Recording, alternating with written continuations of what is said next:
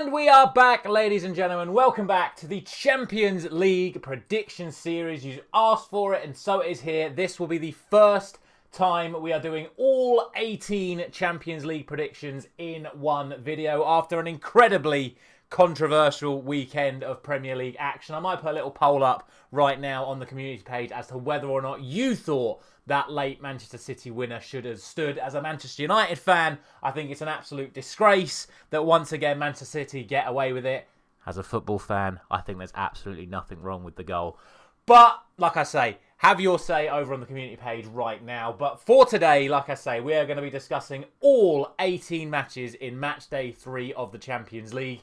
Then tomorrow, we'll be discussing all 18 matches in the Europa League. And then Wednesday, we'll be discussing all 18 matches in the Europa Conference League. So you'll have plenty of time to have all of your says and you'll have all of my predictions ready and available for you at least one day in advance for all 3 competitions taking place this week. So if you haven't done so already, please do consider dropping a like on this video and subscribing to the channel if you are new around here with notifications turned on so you don't miss out on any of the predictions coming up for you over the course of the next 3 days. Let's skip through to Tuesday's fixtures right now, where you'll be able to see how we're doing so far in terms of the Champions League. We have had 36 matches across match days 1 and 2 so far. We are on 23 correct predictions out of 36 with 3 correct scores so far. So we're not doing too bad in the Champions League, certainly compared to other competitions, but we have got 9 matches on Tuesday and then 9 matches on Wednesday. I'll put little markers down at the actual chapters section of this video so you'll know when to skip ahead to Wednesday or skip back to Tuesday, depending on as and when you're watching this video, deciding what to do for yourselves. Without any further ado, let's get into it. We've got 9 fixtures to start with on Tuesday, and we've got 2 early kickoffs on Tuesday. And alphabetically, the first of those matches is between AC Milan and Club Brugge of Belgium. And look, AC Milan have lost both of their matches so far in this competition, whereas Bruges won 1-0 away in match day 2 to Sturm Graz and actually sit above them. Both of these sides also won at the weekend. Both currently sit 4th in their respective domestic leagues. In my opinion, AC Milan just haven't been that good this season. Obviously, like we said, they were well beaten by Liverpool on match day 2. They've not won either of their matches so far in this Champions League. For Club Brugge, their big injury concern is the loss of Skov Olsen, but he could potentially be back. He was obviously injured during that game against Sturm Graz. So the way I look at this, on paper, AC Milan are the much stronger side. But a good win in match day 2 for Bruges does probably give them a little bit of optimism going into this one.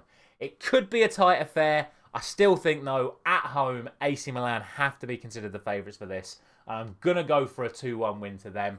That's purely because I just don't think it'll be more. That's not because I'm doing my usual thing of, if I only go for a 1-goal win, I think that could be a draw. I completely and utterly expect AC Milan to win this game.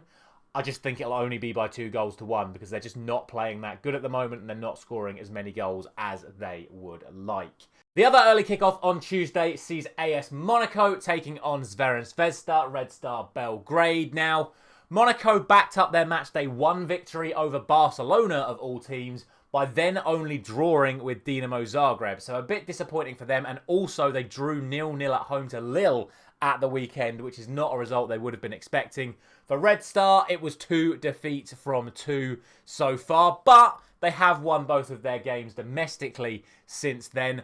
Balogun is now injured for Monaco, so they are struggling for sort of recognised strikers at the moment. Hence, like I say, they drew 0-0 with Lille at the weekend. But at home to Crvena Zvezda, again, it would be a real shock if Monaco weren't able to come out on top in this one. I'm going to go for 3-0. They should be pretty comfortable. As I say, other than Balogun's dislocated shoulder, they should be fully fit and raring to go. So I think Monaco should take this pretty comfortably. Crvena Zvezda have not really shown any real resistance so far in this Champions League. So for me, I'm going for 3-0 to Monaco.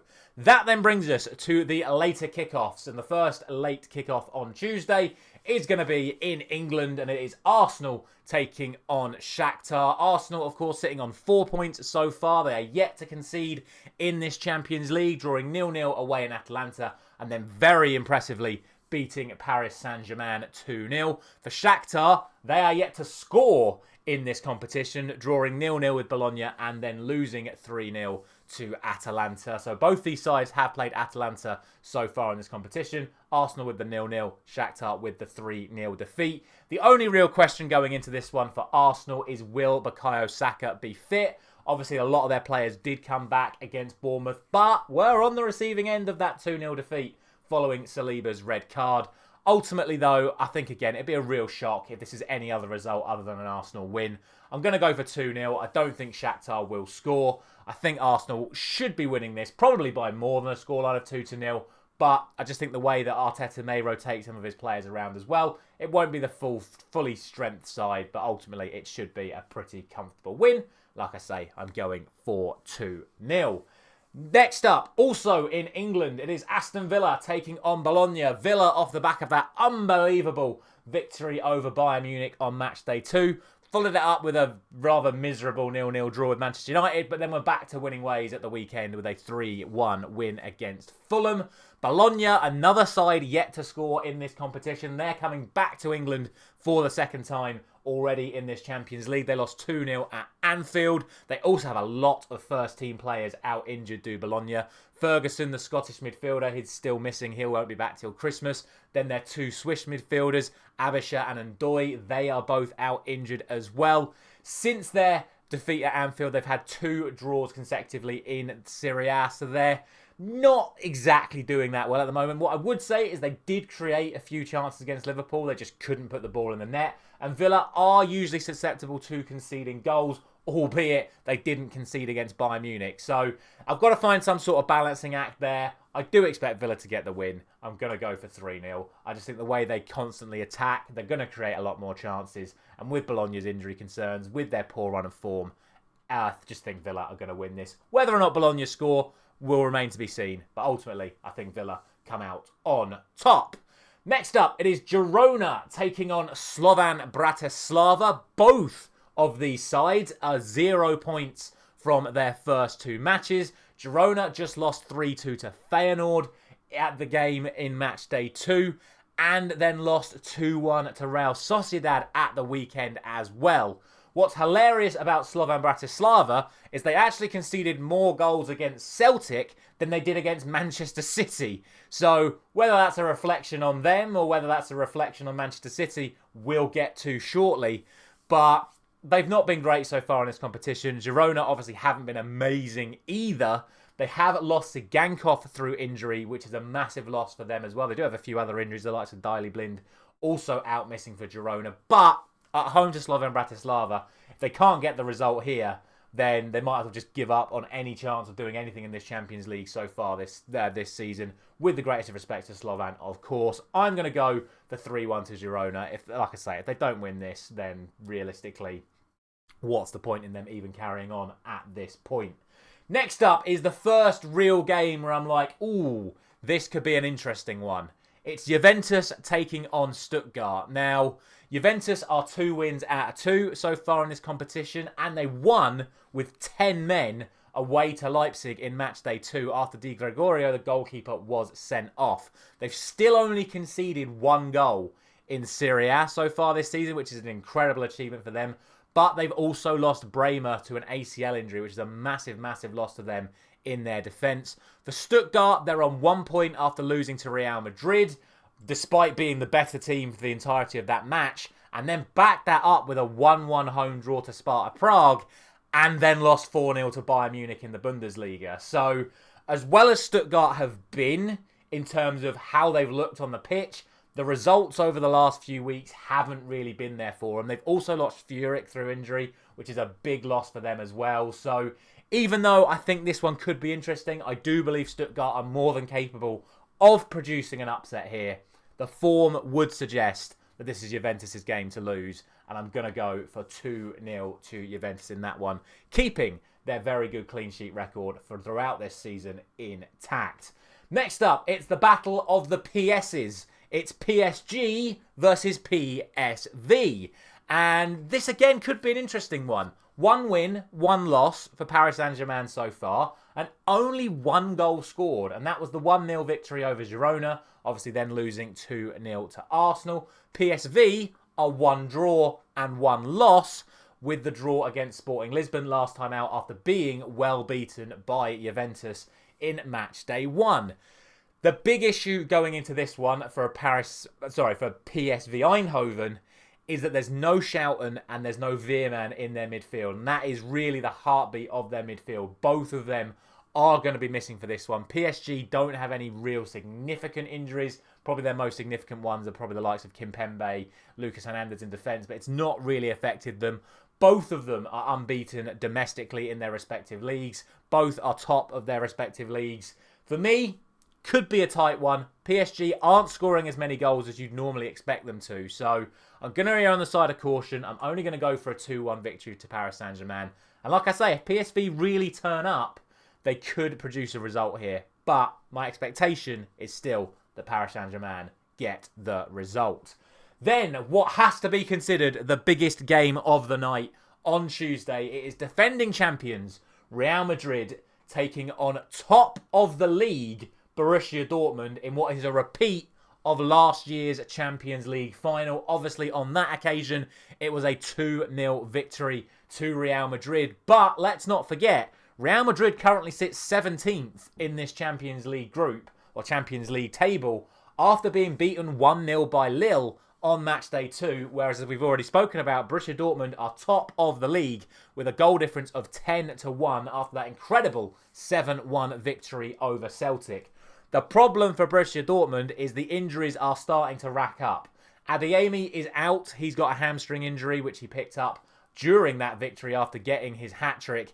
Then there's a lot of players that are currently doubtful. So these all could play, but they also could all miss the game. Bayer, the backup striker, he's now injured. Sula and Pascal Gross could both be missing through different illnesses. So difficult to sort of say if any of them are going to play. It definitely looks like Adeyemi's going to be out. Obviously for Real Madrid, their big loss over the last couple of weeks has been the ACL injury suffered by Dani Carvajal, who is a big loss to them, but they do have cover in those areas. It's going to be an interesting one. Both sides have won since their respective matchday 2 matches.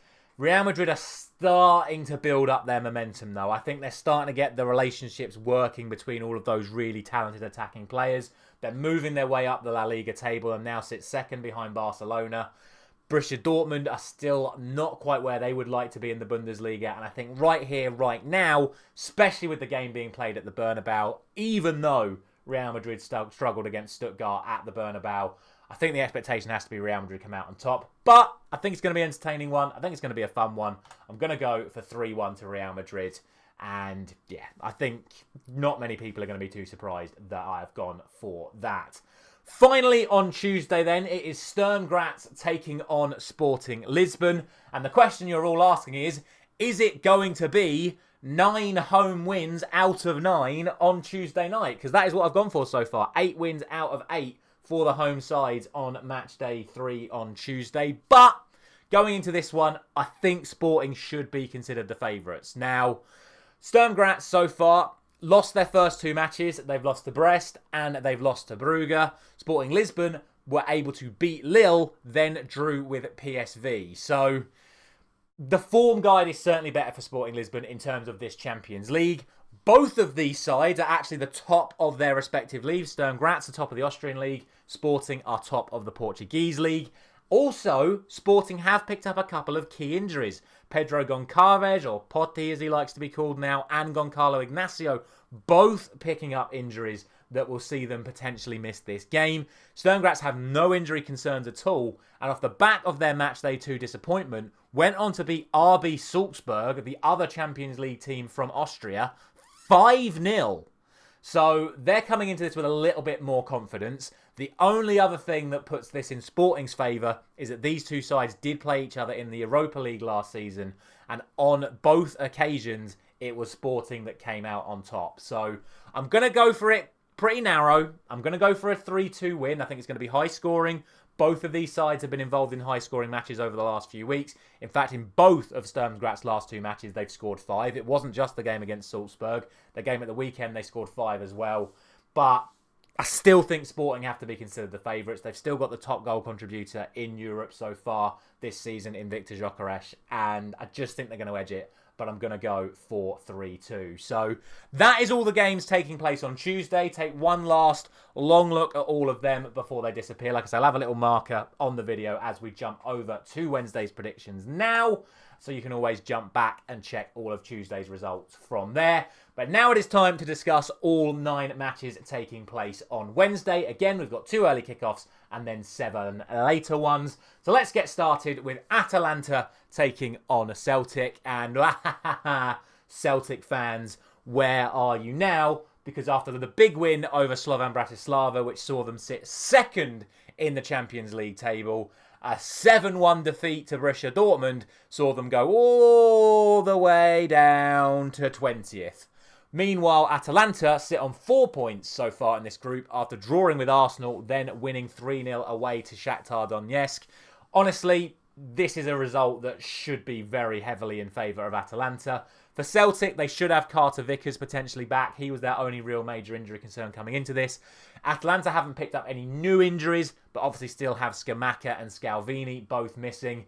Like I say, they won 3-0 against Shakhtar. They drew 0-0 with Arsenal. Celtic got absolutely smashed by Dortmund. So realistically, there's only going to be one result here, which is an Atalanta win, and I'm going to go for 4-1. I'll give Celtic a goal. I always think Celtic are capable of producing goals in Europe, but are also very capable of getting smashed, which is what I expect to happen again.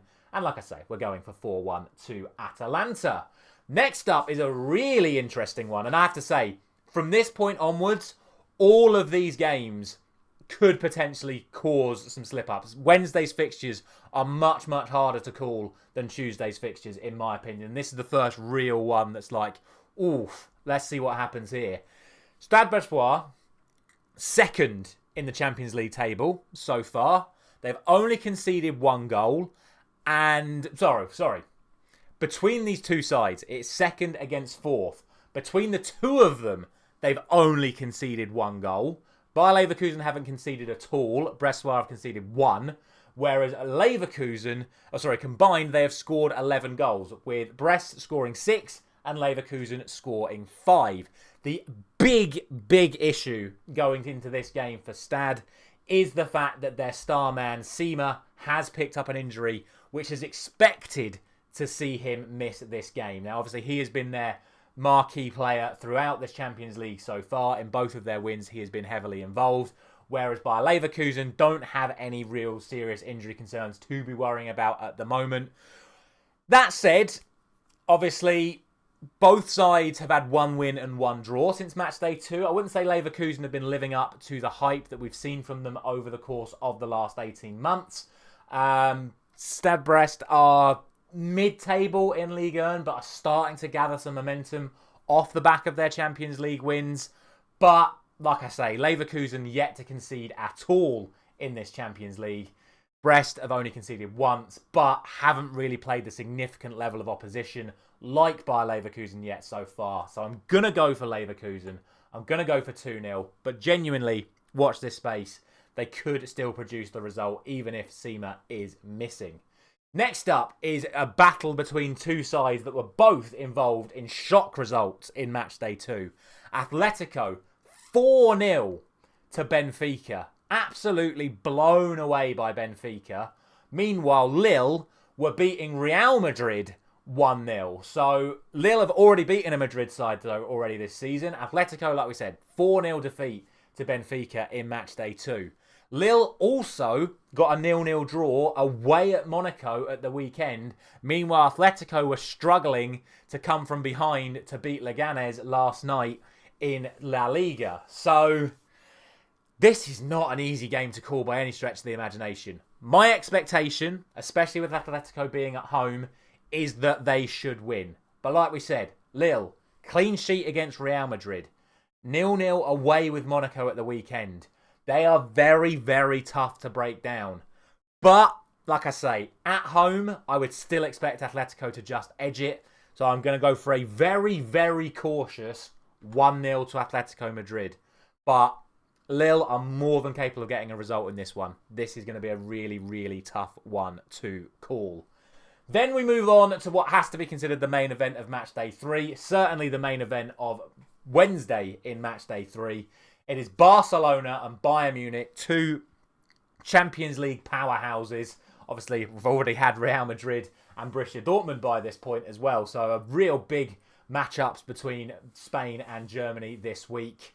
The interesting thing going into this is the head-to-head record. Both of these sides are 1 win and 1 loss coming into this, and we'll get back to that shortly. But the head-to-head record between these two sides is absolutely shocking if you're a Barcelona fan, and absolutely amazing if you're a Bayern Munich fan. The last 6 times these two sides have played, Bayern Munich have come out on top.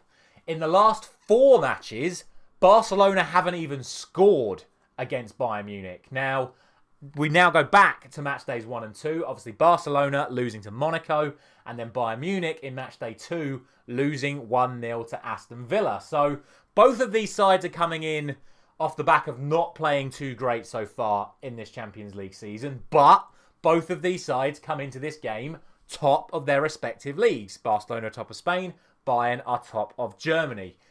I just look at this fixture, and I look at the way these two sides play, and I just have to assume that Bayern are going to get the win. Because Bayern always beat Barca. It's just what happens. It's like the law at this point. I'm going to go 2-1 to Bayern Munich. The key factor coming into this could be the fitness of Jamal Musiala. It looks like he's going to be available, but at the moment, it's unclear if he is going to be able to play this game. Obviously, Barcelona have lost to Stegen. Pena has been playing in goal for them the last few games.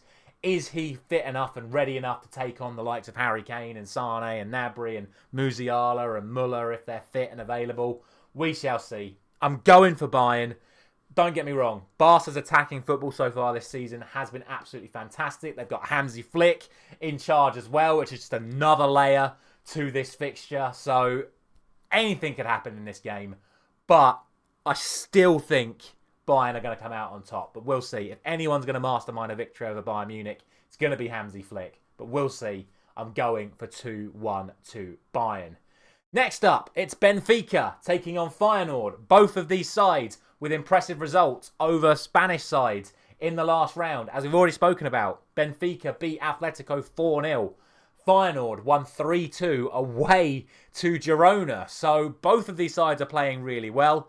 The only real thing I've got coming into this is that these two sides met in a pre-season friendly in the summer and Benfica won 5-0. But is that really anything to go on, a pre-season friendly between the two of them? Probably not. I still think with Benfica being the home side, they're probably the team most likely to win. In terms of injuries and suspensions, there's nothing really major for either of these sides at the moment. So for me, I still think it's going to be Benfica, especially at home. It'd be a real shame for them to back up a 4-0 victory over Atletico by failing to beat Feyenoord. So I'm going to go for 3-2. Again, I expect it to be a high-scoring game. Both of these sides have been scoring goals for fun. Obviously, Feyenoord's last game in the Champions League was 3-2, although they were the winning team on that occasion. But again, such a close one to call. Could go either way. I'm siding with Benfica. That then brings us to Man City taking on Sparta Prague. And this is an interesting one, right? And I only say this because Manchester City, if we're being honest, have not been great so far this season. They really haven't. 0-0 against Inter Milan in the Champions League match day 1. 4-0 against Slovan Bratislava on match day 2. But as we've already mentioned, Celtic beat Slovan Bratislava by more than that. Then you look at their recent Premier League form. Drew with Newcastle. Should have lost to Fulham at home and managed to get away with it and come away with a win. And it took a last-minute controversial winner last night against Wolves. On the flip side, Sparta Prague were able to get a result in both of their opening fixtures so far. They drew with Stuttgart on match day 2 away from home, which is a fantastic result against a very strong German side. And they were able to comfortably beat Salzburg. So they can't be written off in this game. And what I mean by can't be written off is they can't be taken for granted. If Manchester City slack off in this game, they're going to be on the receiving end of a hell of a shock. Because they're playing some very good stuff at the moment at Sparta Prague. The only problem that Sparta Prague have is that in the Prague derby, they did just lose to Slavia. So that is a little bit of a downer on their current form. But look, I'm just saying, watch this space. Manchester City need to be careful in this one. I'm still obviously going to go for Manchester City to win. I'm not stupid. I'm not going to sit here and say, here comes the shock of the Champions League so far. Sparta Prague are going to go to the Etihad and get a result. But I'm only going to go for 3-1 because they are definitely capable of producing a shock. I'm not saying they will, but they definitely could. So watch this space. In before City win 5 or 6-1, which they could do to absolutely anyone. But I'm telling you, there is potential for a real shock in that game. I'm just not confident enough to go for it just yet. That then brings us to RB Leipzig taking on Liverpool in the Jurgen Klopp derby.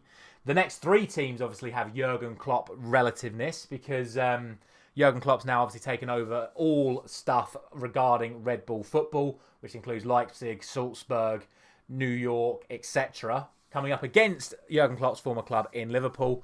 Leipzig currently sit on 0 points in the Champions League so far. They've had 2 tough matches and are obviously on the receiving end of that. If we're being honest, disappointing defeat to Juventus despite having an extra player on the pitch and a 2-1 lead before Juventus' comeback. Liverpool, 2 wins out of 2, top of the Premier League, flying at the moment under Arne Slot. Their only defeat so far this season was that 1-0 home defeat to Nottingham Forest.